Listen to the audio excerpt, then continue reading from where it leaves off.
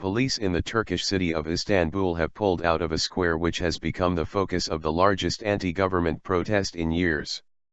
Thousands of people are in Taksim Square after days of unrest sparked by plans to redevelop nearby Gezi Park. Police have fired tear gas and water cannons several times in recent days to break up the demonstrations. PM Recep Tayyip Erdogan has said police may have used excessive force but that the park development will go ahead. Earlier on Saturday, he called for an end to the protests, saying Taksim Square cannot be an area where extremists are running wild.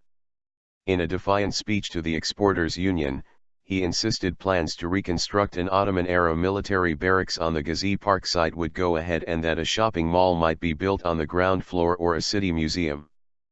Police mistakes. The protesters say the park is one of the few green spaces left in Istanbul, and that the government is ignoring their appeals for it be saved. Their protests initially began as a sit-in in the park, but erupted in clashes on Friday as police fired tear gas to try to clear them out. Correspondents say that what was initially a local issue has spiraled into widespread anti-government unrest and anger over the perceived Islamization of Turkey.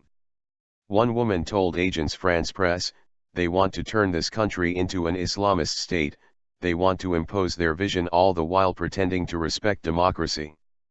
Another, Oral Göktaş, said the protest had brought together people from many different backgrounds.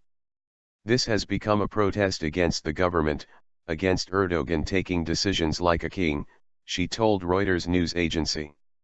The perception that police had been heavy-handed by firing tear gas and water cannon, a view adopted by many of the country's mainstream media, also fueled the unrest. Dozens of people have been injured in the clashes. Turkey's Hurriyet newspaper quoted police as saying 138 people were in custody. Mr. Erdogan said there had been some mistakes, extremism in police response, while the authorities have insisted that any allegations of abuse of power by the police will be investigated. In an apparent bid to reduce tensions, police and riot vehicles were withdrawn from the square on Saturday afternoon, and barricades removed, allowing thousands of people to enter the square. The scene in the central square appeared to be peaceful, with protesters chanting slogans, dancing and waving banners, some calling for the government to resign. Mr. Erdogan has been in power since 2002 and some in Turkey have complained that his government is becoming increasingly authoritarian. His ruling Alaska party has its roots in political Islam, but he says he is committed to Turkey's state secularism.